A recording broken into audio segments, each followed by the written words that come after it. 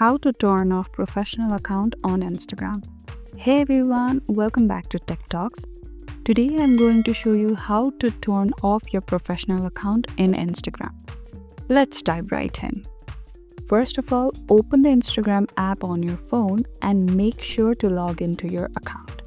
And you can only change your account back to personal account if you already have a professional account. After you're logged in, tap on the bottom right corner to go to your profile. Now tap the three lines on the top right corner to go to your settings and privacy. Now scroll to find business tools and controls under for professionals and tap on it. Scroll a little and find switch account type. Tap on it and there will be two options: switch to personal account or switch to creator account.